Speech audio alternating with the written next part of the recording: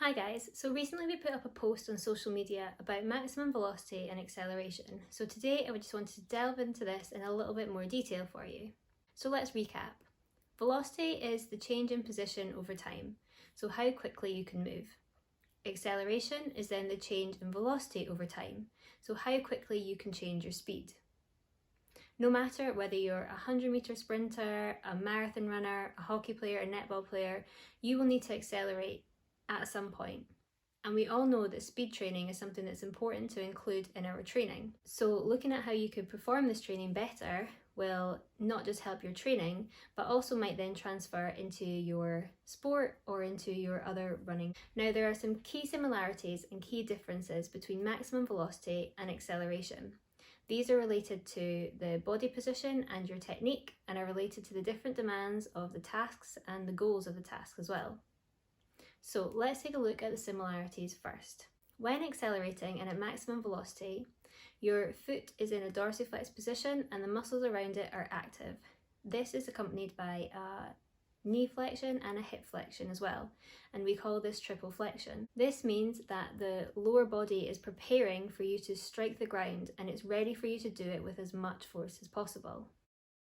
This force is predominantly generated from the muscles around the hip.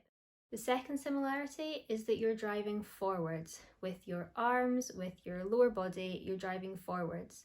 We're not crossing the body loads, and we're not shifting from side to side. We're looking at driving forwards, and we're doing this by rotation, counter rotation, all the time. Okay, so the differences. Let's start with acceleration. Acceleration is maximised by predominantly applying horizontal force. So this means we want to be pushing the ground away in the opposite direction that we're wanting to go in to really drive us forwards. Like in this picture, the angle of the shin is a good dictator as to the success of this, and is also accompanied by a forward lean. To maximise the force that we're putting into the ground, we actually want to have quite a long ground contact time. This allows us to maximise the force that we're applying into the ground, as we're able to do it over a longer period of time. We also use triple extension to really push the ground away. This means that our leg is extended at the hip, the knee and the foot. So you might have noticed that I've used the phrase pushing the ground away quite a lot.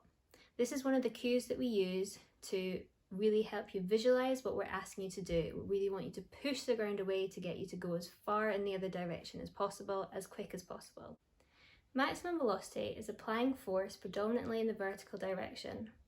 For this, we're looking for a higher heel recovery so that we can optimise the foot position, preparing it for the foot strike. This allows for maximum impact and also minimum braking forces.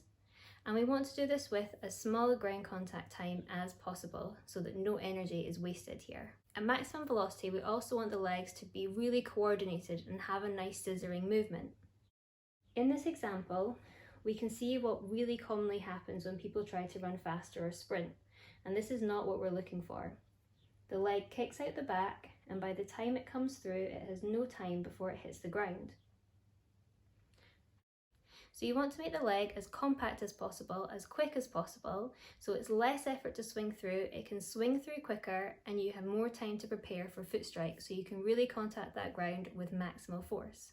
So some of the cues that we use for maximum velocity would be, imagine you're running over hot coals. So this is really helping to promote the minimal ground contact time, getting your feet off the ground as quickly as possible. Imagine that you're running through long grass. So you're having to pick your feet up and get that higher heel recovery. And also imagine that you're running upstairs. This is a good one as well for if you're doing hill runs too. For both of these activities, you would be hitting your triple flexion and also hitting your triple extension. So next time you're running upstairs or walking upstairs, try running up them, and you'll see that you're starting to get into these movements. You can then take this into your actual running and you should be able to see the same positions. So addressing technique could actually be the quickest, simplest, most effective and most efficient way that you could maximise your speed and actually get a lot faster. You could take that into your sport, into your running, or just keep it with your speed training. But hopefully that has helped you today and given you something to think about. Thanks.